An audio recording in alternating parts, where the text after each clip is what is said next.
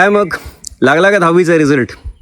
आणि तोच तो आपला नेहमीचा प्रश्न जो सगळे तुम्हाला आता विचारत असणार, तुमच्या पालकांना विचारत असणार की काय ठरवलंय मग आता काय करायचंय 10वी नंतर. तर येस, हा महत्त्वाचा प्रश्न आहे आणि याचा निर्णय कसा घ्यावा हे आपण नीट ठरवण्याचा प्रयत्न करूया. तर बऱ्याच वेळा असं होतं की आम्ही बघितलंय काही मुलं खरंच हुशार असतात, ते 8वी 9वी 10वी पासून त्यांचं कुठेतरी ठरलेलं असतं की आपल्याला हे करायचं आणि असंच करायचं आहे. बऱ्याच वेळा पालक निर्णय घेतात की हां तू हे बनायला पाहिजेस, तू डॉक्टर बनव किंवा तू इंजिनियर बनायला हरकत नाही आणि त्याच्या हिशोबाने आपण प्रयत्न करू. तर मी म्हणेन हे 2 ऑप्शन्स आहेत. या व्यतिरिक्त बराच मोठा क्राऊड हा असा असतो की हा 10वीचा रिझल्ट लागल्यावर किंवा 10वीचे मार्क्स बघितल्यावर ठरवतो की काय करायचं बाबा, आर्ट्सला जायचं, कॉमर्सला जायचं की सायन्सला जायचं. आणि त्यामध्ये एक कॉमन फॉर्मॅट मी बघितलं, बरीच वर्ष गेली, 20-25 वर्ष तो फॉर्मॅट सेम आहे. आणि त्यातल्या त्यात आपण काय करतो, मग आपल्या फॅमिलीमध्ये फ्रेंड सर्कलमध्ये जो कोणी ओळखीचा आहे, जो त्यातल्या त्यात थोडासा शिकलेला आहे, त्याला विचारतो. आणि बऱ्याच वेळा लोकांचा कॉमन हिशोब असा लागतो की जर तुमचे मार्क्स 80पेक्षा जास्त असतील तर सायन्सकडे जावा. जर तुमचे मार्क्स साधारण 60-80च्या मध्ये असतील तर तुम्ही कॉमर्ससाठी जाऊ शकता. जर त्याच्यापेक्षा खाली असेल तर आर्ट्स, म्हणजे थोडक्यात ज्याला काही येत नाही त्याने आर्ट्सला जावं. तर हा फॉर्मॅट हा खरंच परफेक्ट नाही आहे आणि या फॉर्मॅटमुळे बरेच वेळा चुकलेली लोक, हुकलेली लोकं मी बघितले. तर आता पुढे मी फार महत्त्वाची गोष्ट तुम्हाला सांगणार आहे. तर त्यापूर्वी माझं छोटंसं इंट्रोडक्शन तुम्हाला देतो. मी मंदार सरेकर, अहमदाबादमधून मी बिझनेस ॲनालिटिक्स केलेलं आहे पोस्ट ग्रॅज्युएशन. त्या व्यतिरिक्त मी काही MBA कॉलेजेसना बिझनेस ॲनालिटिक्स शिकवतो, काही इंजिनिअरिंग कॉलेजेसना ट्रेनिंगला जातो. करिअर काउन्सिलिंग मी साधारण गेले 10-15 वर्ष मी करत आहे. माझं ग्रॅज्युएशन मी ॲग्रिकल्चरमध्ये केलेलं आहे आणि तुम्ही समजू शकता 2 गोष्टी किती डिस्कनेक्टेड आहेत. मी एंट्रन्स एक्झाम जसे MBAच्या कॅट, GRE, GMAT सारख्या एक्झाम्स आहेत ज्या फॉरेन एज्युकेशनसाठी लोक देतात, त्या एक्झामसाठीही मी शिकवतो. तर हे थोडक्यात माझं इंट्रोडक्शन आहे. माझ्या प्रोफेशनल लिंक जी प्रोफाईल आहे त्याची लिंकसुद्धा मी शेअर केलेली आहे माझ्या यूट्यूब चॅनलला आणि खाली, तर तुम्ही तिकडेही जाऊन चेक करू शकता. आणि या व्यतिरिक्त जर कोणाला असं वाटलं की माझ्याशी पर्सनल कनेक्ट व्हावं तर ह्याच लिंकवर तुम्ही मला मेसेज ड्रॉप करू शकता किंवा कनेक्ट होऊ शकता जर तुम्हाला पुढे सविस्तर बोलायचं असेल तर. आता येऊया मूळ मुद्द्यावर. ठीक आहे. तर जसं मी बोललो की आपला बऱ्याच वेळा फॉर्मॅट हा आहे की आपण आजूबाजूच्या लोकांची कन्सल्ट करतो. तर मी म्हणेन की यात चूक नाही आहे, तुम्ही कन्सल्ट करू शकता, पण अशा लोकांचीच कन्सल्ट करा की त्यांना खरंच माहिती आहे. मग कारण जस्ट साधारण असं सांगितलं की 80+ आहेत तर कॉमर्स सायन्सला जावा. तर मी अशी लोकं बघितलं, दोन्ही टाईपची लोकं मी बघितलेत की ज्यांना 90% मिळालेले आहेत आणि 90% आहेत म्हणजे सायन्सलाच गेलं पाहिजे या हिशोबाने लोक विचार करून सायन्ससाठी गेलेली लोकं मी बघितलेली आहेत. आणि त्या 90चे 60% गेलेले आहेत.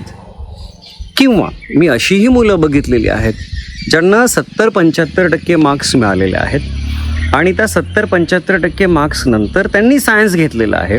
तर तसं बघायला गेलं तर 90%वाली मुलं नव्हती किंवा ज्यांना आपण नंबरमध्ये हुशारी मोजतो ना, ती आपली फार वाईट सवय आहे. तर नंबरच्या हुशारीच्या हिशोबात ते लोक हुशारमध्ये तेवढे नाही बसत जेवढा 90वाला बसतो.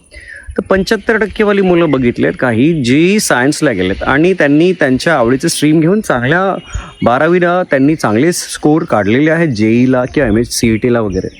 तर मी दोन्ही टाईपची मुलं बघितलेली आहेत. तर दोन्ही गोष्टी होऊ शकतात. तुम्ही खरंच करू शकता की नाही, हे कसं ठरवायचं, तर आता आपण त्याबद्दल बोलूया. तर पहिलं मी हे सांगेन की खरंच तुमचा इंटरेस्ट सायन्समध्ये आहे की नाही हे बघा. आणि 90% आहेत म्हणून सायन्सला जाऊ नका. बऱ्याच वेळा असं होतं आहे की फक्त 90% आहेत म्हणून सायन्सला चाललं आहे. किंवा घरात कोणाला तरी वाटतं की तुम्ही इंजिनियर व्हावं, की यार मी मुलाला मस्त शिकवलं आहे आणि हुशार आहे आणि तो 90% मिळाला. ऑब्व्हियसली 90% म्हणजे हुशार आहातच, पण म्हणून तुम्ही सायन्सला जाता तर हा फक्त एकमेव क्रायटेरिया चुकीचा आहे म्हणून. ठरवायचं कसं, एक सिम्पल गोष्ट तुम्हाला सांगतो जी त्या विद्यार्थ्यावर जास्त अवलंबून आहे. तर एक खरंच त्याला माहीत असलं पाहिजे की आपल्याला सायन्सला जायचं आहे की नाही. मी अशी मुलं बघितले जी 90% भेटून सुद्धा कॉमर्सला गेलेत आणि त्यांनी CA घेतलं आहे किंवा सर्टिफाईड फायनान्स अनालिस्ट वगैरे ह्यासारख्या ज्या मोठे प्रोफेशन्स आहेत त्या ठिकाणी ते वळलेले आहेत आणि त्यांनी व्यवस्थित केलेलं आहे.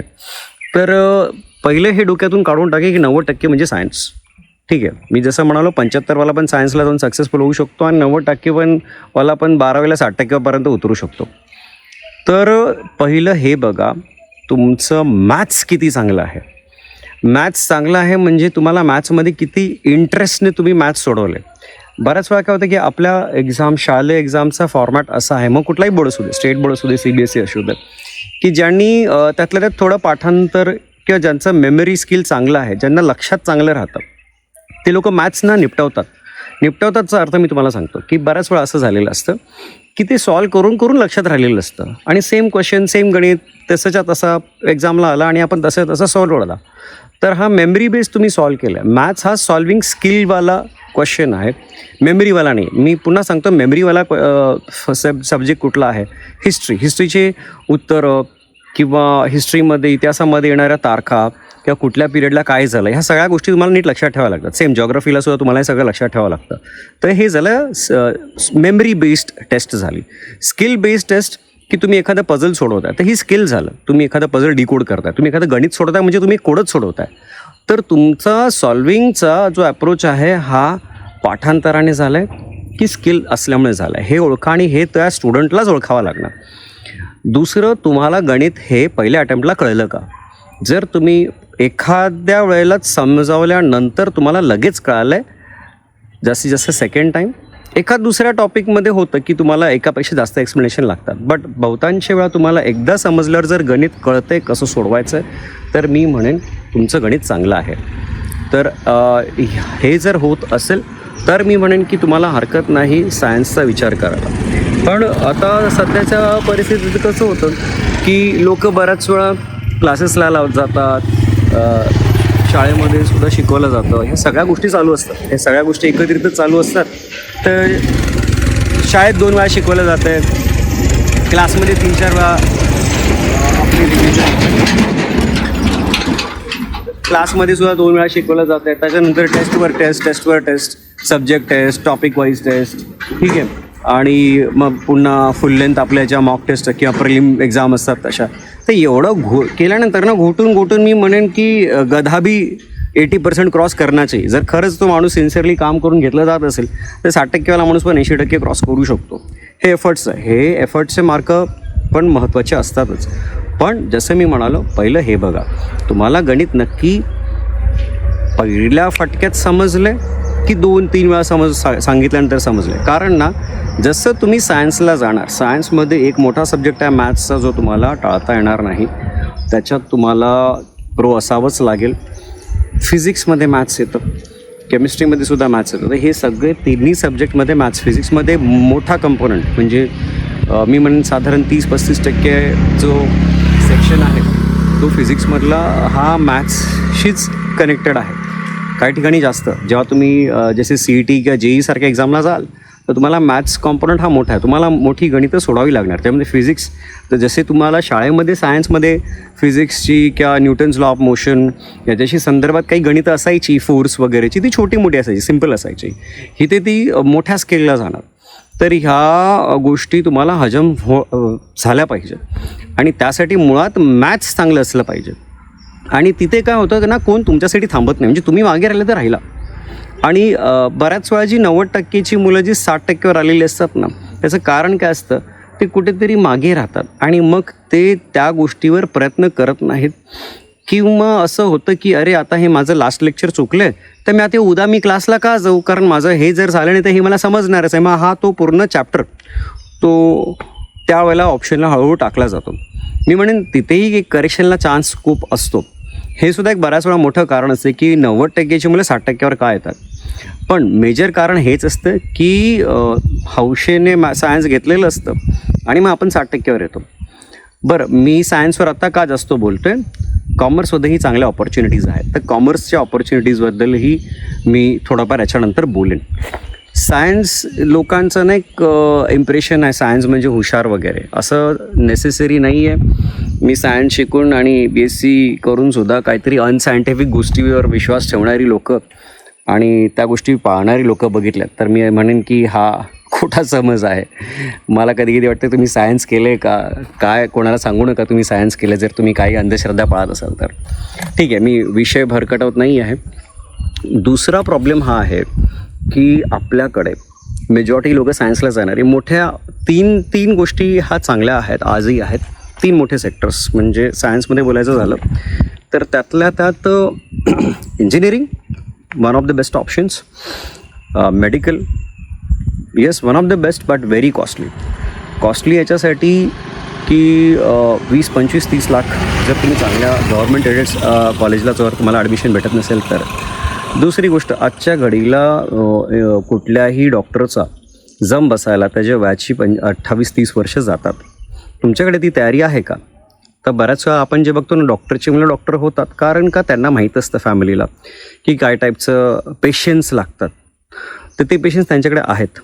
तुमच्याकडे ते आहेत का? तरच जावा. तुमच्याकडे तेवढा फायनान्शियल बॅकअप, तुमची तेवढी तशी पूर्वतयारी आहे का? असेल तरच मेडिकलला जावा. त्यातही नुसतं MBBS करून भागत नाही. तुम्हाला MD किंवा पुढचे जे स्पेशलायझेशन आहेत तुम्ही बघाल, आज बरेचसे लोक हे करतात आणि त्याच्यानंतर तुम्हाला आणखीन मोठ्या लेवलला जाता येतं.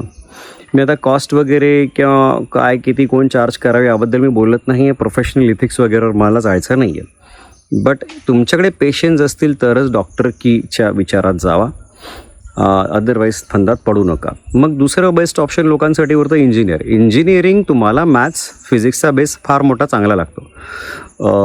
डॉक्टरसाठी बायोलॉजीचा बेस चांगला लागतो. आता बऱ्याच वेळा डॉक्टर गणित खास नाही पण बायोलॉजी चांगलं आहे म्हणून ते लोक डॉक्टर जे मेडिकल फील्ड आहे त्या साईडला जातात.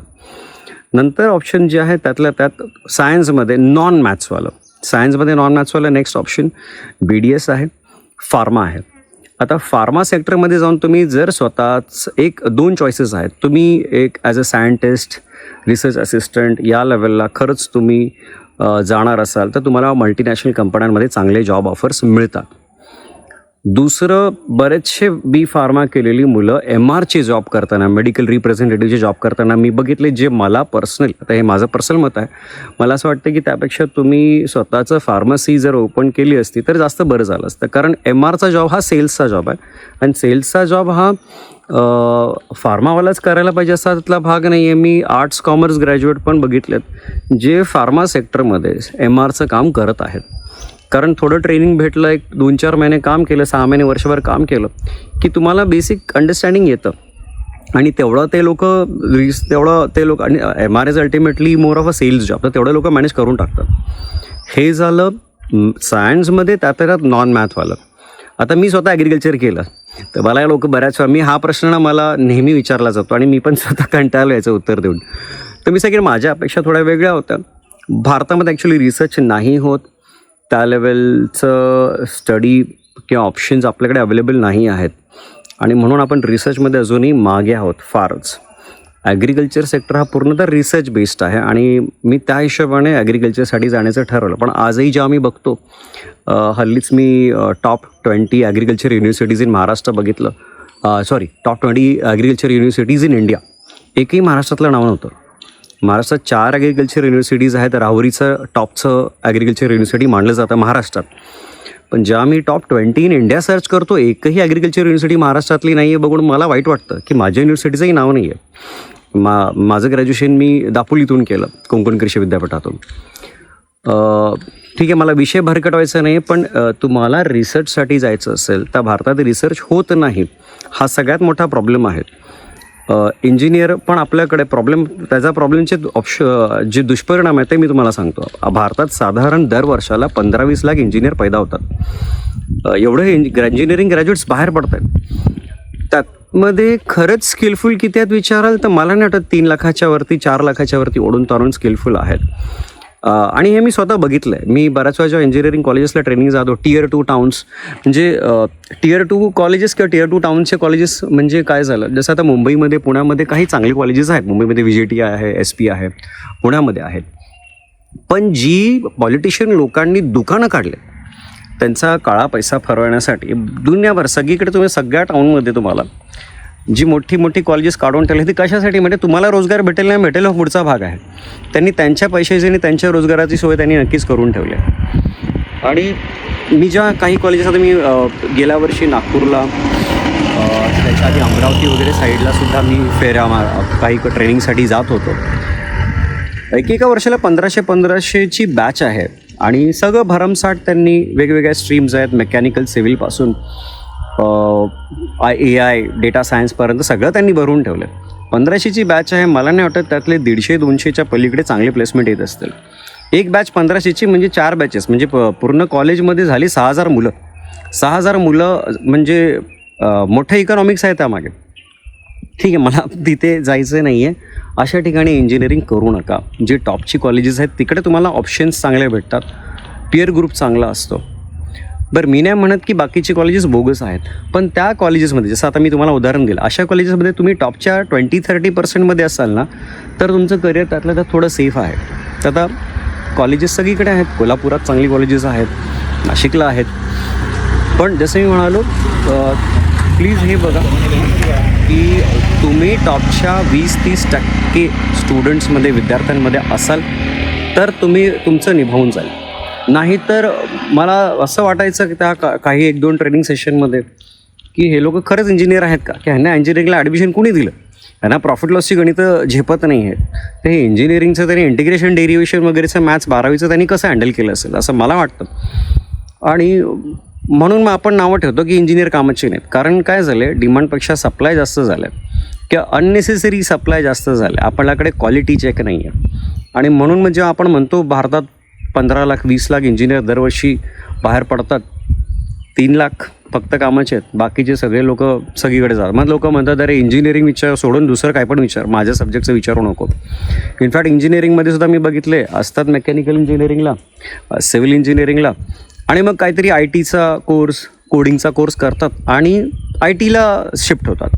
जे कोर फील्ड मेकॅनिकल तुमची सिव्हिल जी वगैरे आहे ती तुम्ही सोडली आणि तुम्ही IT रिलेटेड प्रोफेशनमध्ये जात आहे ना. आजच्या घडीला तुम्ही विचाराल IT सेक्टरची सुद्धा अवस्था फारशी चांगली नाही आहे.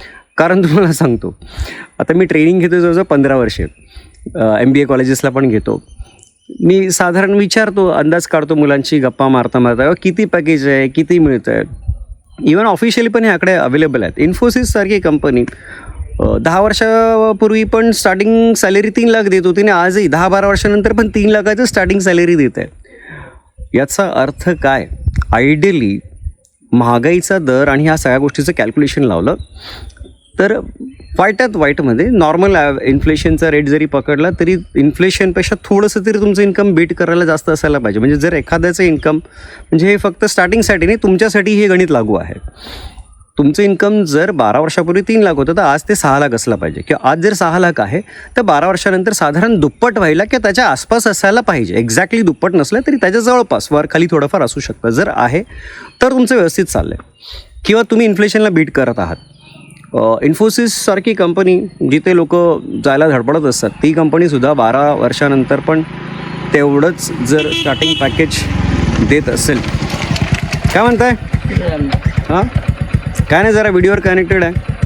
ठीक आहे. काय तुमचं दर्शनच नाही झालं, भेटलाच नाही तुम्ही. खाली नाही. ठीक आहे. हां हां.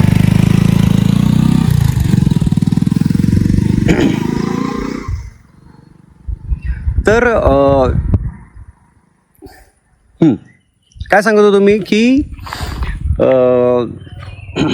सॅलरी साधारण 12 वर्षात दुप्पट झाली पाहिजे. ती इन्फोसिसने नाही केलं. याचा अर्थ इन्फोसिसला तेवढी मुलं जास्त मिळत आहेत त्यांच्या गरजेपेक्षा. म्हणजे तुम्ही आलं नाहीत, तुम्हाला घेतलं नाही, त्यांना फरक पडत नाही. तुम्ही आंदोलन करून वाढवून घेऊ शकत नाही. साधी गोष्ट आहे.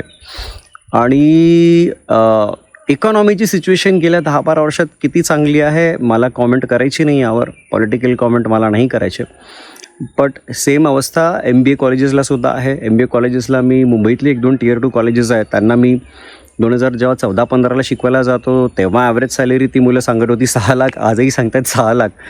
तर याचा अर्थ एंट्री लेवल जॉबलासुद्धा तीच अवस्था आहे. तर मी विषय भरपूर लांबपर्यंत नेला आहे, मला माहीत आहे. पण मी सांगितलं त्याप्रमाणे एक साधा प्रश्न हा बघा की खरंच गणित चांगलं असेल तरच सायन्सला जाऊ द्या. आणि ज्या गणित चांगल्याचा माझा क्रायटेरिया मी सांगितला. पहिल्या फटक्यात तुम्हाला गणित समजले, तुमचं गणित चांगलं आहे. तुम्हाला 2-3 एक्सप्लेनेशन नंतर कळले हो तुम्ही चांगलं करताय, पण सायन्सला सर्वाईव्ह करताना थोडं टफ जाऊ शकतं, तुम्हाला वेळ लागू शकतो. बाकीच्या स्ट्रीम्सबद्दल सांगायचं झालं तर तुम्ही CAचा विचार करू शकता. CS चा विचार, हे आपले क्लासिक 2 ऑप्शन्स कॉमर्समध्ये आहेत. आर्ट्समध्ये मी इकॉनॉमिक्स करणारी मुलं बघितली आहेत, सायकोलॉजी करणारी मुलं बघितली आहेत, चांगले मार्क्स आहेत. आणि मुंबईमध्ये, आता मी मुंबईच्या कॉन्टॅक्समध्ये या हिशोबाने बोलतो आहे, मुंबईत राहिलो आहे, त्यामुळे तिकडच्या कॉलेजेसची वगैरे मला आयडिया आहे. जसं रुपारेल कॉलेज आहे, रुईया कॉलेज आहेत, ही कॉलेजेस आर्ट्ससाठी फेमस आहेत. ह्यांच्या इथे आर्ट्सचे कोर्सेस जे आहेत रिलेटेड एक्स्ट्रा करिक्युलर, तुम्हाला ड्रामा वगैरे या सगळ्यांमध्ये जरी ॲक्टिव्हिटीजमध्ये इन्व्हॉल्व व्हायचं असेल तरीसुद्धा ही कॉलेजेस चांगली आहेत. तर या ठिकाणी सुद्धा तुम्ही जाऊ शकता, जायला हरकत नाही. या व्यतिरिक्त नेक्स्ट ऑब्झर्वेशन मी तुम्हाला सांगतो. मला माहिती हा व्हिडिओ जरा फार लेंदी झाला आहे, पण मी पुन्हा ह्याच्यासाठी दुसरा व्हिडिओ टाकायची इच्छा नाही, ह्यामध्येच तुम्ही ऐकून घ्या. बऱ्याच वेळा मी बघितले इंजिनिअरिंग करत आहात, मेकॅनिकलमध्ये केलं असेल, IT मध्ये, आणि पुन्हा तुम्ही MBA करायला येत आहात. मी असंही बघितलं की मुलं BBA करतात. BBA चांगल्या मोठ्या कॉलेजेसमधून, NM सारखे कॉलेजेस आहेत जिथे लोक लाखांमध्ये फीज देतात. म्हणजे 11वी-12वी त्यांनी कॉमर्स केलं, 11वी-12वी नंतर BBAसाठी NMIMS सारख्या, NMIMSचे बरेच कॅम्पसेस आहेत, धुळ्यामध्ये आहे, मुंबईत आहे, आता महाराष्ट्राच्या बाहेरही त्यांचे कॅम्पसेस आहेत, बँगलोरला आहे. तर लोक NMIMS वगैरे सारख्या ठिकाणी BBA करायला जातात, 3 वर्षामध्ये 7 लाख 8 लाख रुपये खर्च करतात, आणि नंतर पुन्हा MBA करण्यासाठी ते कॅटची अभ्यासाची परीक्षेची तयारी करण्यासाठी पुन्हा एनरोल करतात. तर मी म्हणेन अरे फिरून जर तुम्हाला इथे जायचं होतं तर साधा BCom करणारा पण MBA करण्यासाठी परत तिथेच येतो आहे.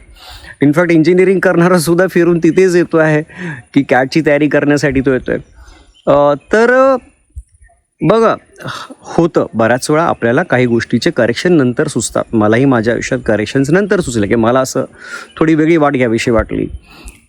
मला लकीली माझं जमून गेलं. प्रत्येक वेळेला प्रत्येकाचं जमेल असं नाही आहे. इनफॅक्ट आता माझेसुद्धा आमच्या बॅचला मी बघितलं 1-2 मुली होत्या, कॉमर्सचं त्यांचं बॅकग्राऊंड होतं, पण त्यांना कोडिंगमध्ये ते चांगल्या फास्ट होत्या. माझं कोडिंगशी काही संबंध नाही आहे. मला वाटायचं मीच कोडिंगमध्ये वीक आहे, पण कॉमर्स बॅकग्राऊंड होतं. पण दिल्लीसारख्या श्रीराम कॉलेजसारख्या मोठ्या कॉलेजमधून ग्रॅज्युएशन केलेल्या त्या मुली होत्या, आणि त्यांना कोडिंग वगैरे येत होतं. सो माझंही हेजिटेशन थोडंसं साईडला झालं, रे यार हे लोक पण करू शकतात ना, आपण कशाला रडत बसा की मला कोडिंग येऊ शकत नाही. आणि आज ChatGPT AIच्या जमान्यामध्ये मला नाही वाटत काय फारसा मोठं अवघड आहे. हां, तुम्हाला जर खरंच इंटरेस्ट असेल तुम्ही शिकू शकता. इनफॅक्ट मी म्हणेन बरंचसं लर्निंग आजच्या घडीला हे ऑनलाईन कोर्सेसमार्फत तुम्ही करू शकता. कोर्सेरासारखे प्लॅटफॉर्म आहेत, युडेमीसारखे प्लॅटफॉर्म आहेत. तर तुम्ही एखाद्या छोट्या टाऊनमधून असाल, छोट्या गावाकडून असाल, आणि तरी तुम्हाला जर काही मोठ्या गोष्टी शिकायच्या असतील, तुम्ही बघितलं असेल यूट्यूबने फार मोठं रेव्होल्युशन आणलं, बरंचसं मोठं ज्याला आपण ज्ञानाचा भंडार सगळ्यांसाठी ओपन केलं. तुमच्यासाठी ते आहे. कोर्सेरा, युडेमीसारख्या प्लॅटफॉर्मवर एनरोल करा.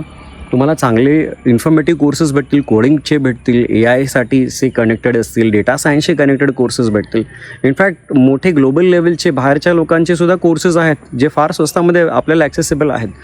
आपले लोक काय करतात, काहीतरी चेरीमेरी चिपकवतात छोट्या मोठ्या क्लासेसमध्ये, म्हणून तिकडे त्यापेक्षा युडेमीला आणि कोर्सेराला जर एनरोल कराल तर जास्त तुम्हाला शिकायला भेटेल. तर नॉलेज गेन करणंसाठी, आणि मी बघितलं की मग तुमचं क्वालिफिकेशन 12वी असो, नाही तर ग्रॅज्युएट असो, नाही तर एखादा 40 वर्षाचा माणूस असो, हे सगळे लोक तिथेच शिकत आहेत.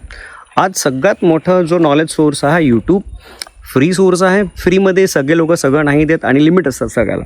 तर त्या व्यतिरिक्त कोर्सेरा आणि युडेमीसारखे प्लॅटफॉर्म्स आहेत, तिथे तुम्ही खरंच एक्सप्लोअर करा, तुम्हाला शिकता. पण ह्या सगळ्या गोष्टी आत्ता 10वी नंतर नाही, कदाचित 12वी नंतर वगैरे तुम्हाला लागतील. या व्यतिरिक्तही तुमचे जर काही प्रश्न असतील, की तुम्हाला वाटत असेल की एखाद्या गोष्टीवर मी काही डिस्कशन करावं, तर प्लीज कमेंट बॉक्समध्ये माझ्याशी शेअर करा, मी प्रयत्न करेन. त्या व्यतिरिक्त सुद्धा कोणाला पर्सनली कनेक्ट करायचं असेल 1 to 1, तर माझे काही लिंक्स मी व्हिडिओ खाली शेअर केल्यात, माझ्या चॅनलसोबत शेअर केल्या आहेत, तिकडे तुम्ही माझ्याशी कनेक्ट करू शकता. मग आपण 1 to 1 कनेक्ट होऊन सविस्तर काही गोष्टींवर चर्चा करू शकतो. आय होप मी व्हिडिओ फार लेंदी नाही बनवला आहे, थोडा लेंदी झाला आहे मला कळतं आहे, पण मी माझा जो अनुभव आहे, लोकांशी भेटून, स्टुडंट्सशी बोलून, जो किंवा वेगवेगळ्या ठिकाणी जाऊन जो मला जे माहिती कळत आली इतक्या वर्षात, ते मी थोडी शेअर करण्याचा प्रयत्न केला.